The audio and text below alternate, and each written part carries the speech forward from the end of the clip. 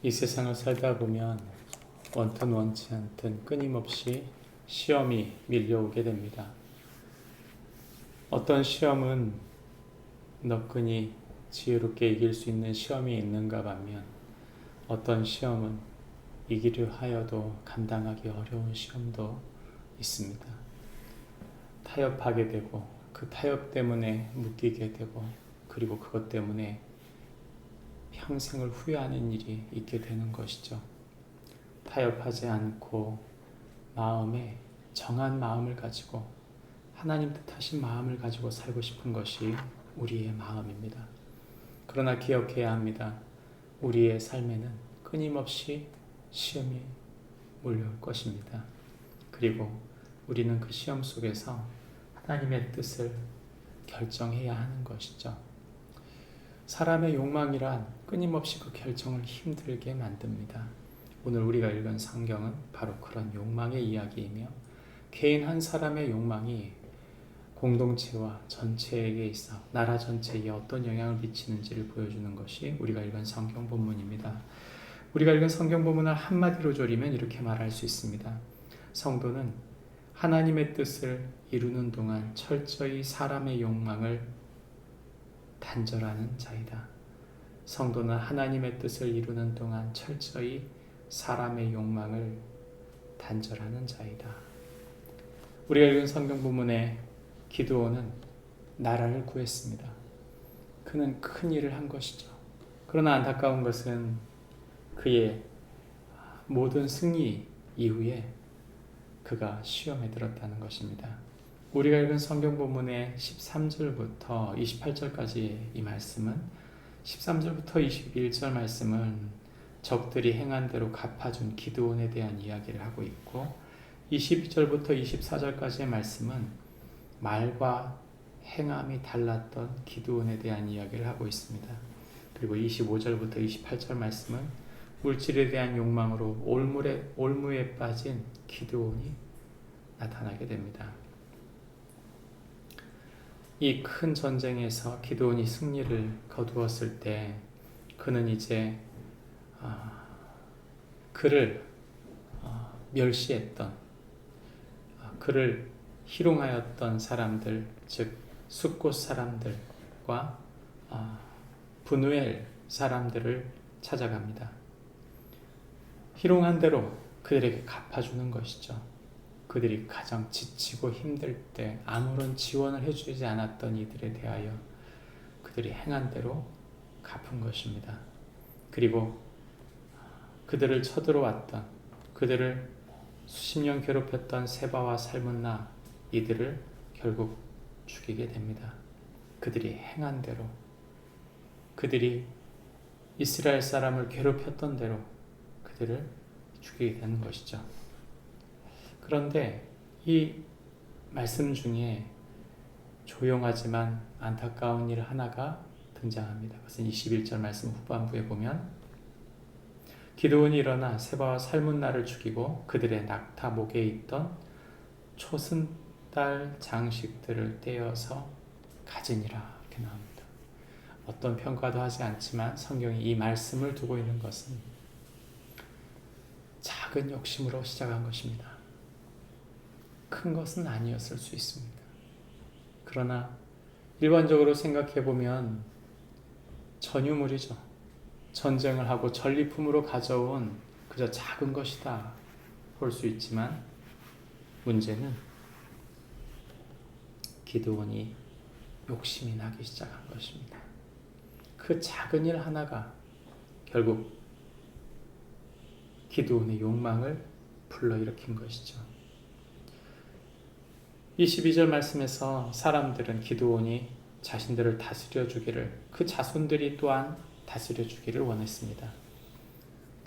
기드온은 정중하게 내가 다스리지 않겠고 자기 아들도 다스리지 않고 오직 하나님께서 너희를 다스리실 것이다 말했지만 실상은 그러지 않았습니다. 그 마음, 그가 했던 그 결정이 그대로 갔어야 하는데 그는 욕심이 난 것입니다. 자리에 올라보고 난 다음 그 자리가 욕심이 나고 물질을 가져보고 난 다음 그 물질이 욕심이 난 것이죠. 24절 말씀에 기드온이 또 그들에게 이르되 내가 너희에게 요청할 일이 있으니, 이 요청할 일, 그들이 가지고 있었던 전리품에 탈취한 귀고리들을 모아서, 그 금 귀고리들을 모아서 에봇을 만들었다 성경은 나오는데, 에봇은 제사장이 입는 옷을 금으로 만든 것이죠. 그리고 그 금으로 만든 그것이, 그 무게가 금 1700세겔이다 이렇게 말했는데, 이것을 우리 계산법으로 환산하면, 키로로 환산하면 금 19.4kg입니다. 금 1kg 가격이 지금 현 시세로 한 1억 정도 하는데, 그러면 19kg 정도면 19억 정도입니다. 결코 작은 돈이 아니죠.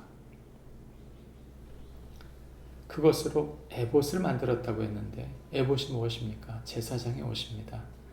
하나님과 사람을 이어주는 직분자의 옷이죠. 그러면 결국 그가 모든 것을 하나님의 다스리심으로 가야 할 것이다 말했던 것이 사실은 다 맞지 않습니다. 말만 명분상 에봇 하나를 만들었지, 자신은 여전히 명예를 가져왔을 뿐 아니라, 권위를 가져왔을 뿐만 아니라 그는 돈도 가져간 것입니다. 예수 그리스도를 믿으면서 우리의 마음에 욕심이 생길 수 있습니다. 그럴 수 있죠. 그러나 그것과 싸워야 합니다. 이 욕망이 우리를 망가뜨린다는 사실을 결코 잊지 말아야 합니다. 예수님을 은 30에 팔았던 가룟 유다에게 예수님께서 직접 직접 경고하셨습니다.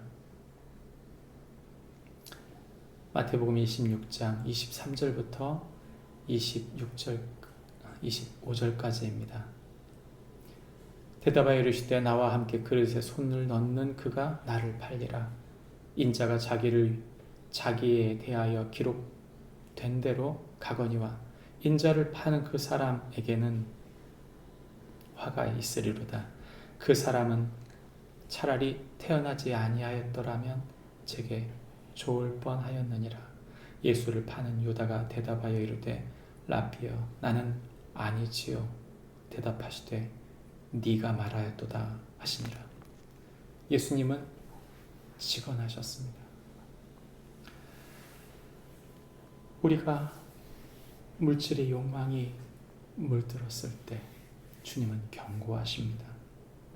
우리의 삶에 하나님보다 높아진, 예수 그리스도보다 높아진 것이 있다면 대적해야 합니다.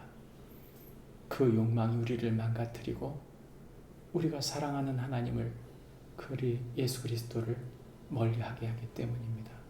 물질 때문에, 그 욕망 때문에 시험에 빠지지 않고 오직 하나님을 의지하여 모든 것을 주님의 뜻대로 이루어가는 축복이 우리 모두에게 있기를 바랍니다. 기도하겠습니다. 하나님 아버지, 이 사회는 돈의 욕망에 물들어 있습니다. 돈이 없이 살 수 없습니다. 그러나 돈이 가장 우선순위 되는 것을 주님은 경고하시는 줄 믿습니다. 그 인간적 욕망이 주님의 뜻을 무너뜨린다는 사실을 결코 잊지 않고 마지막까지 그 욕망의 노예가 되지 아니하며 주의 뜻을 이루어가는 축복이 우리 모두에게 있게 하여 주옵소서. 예수님의 이름으로 기도합니다. 아멘. 하늘에 계신 우리 아버지여, 이름이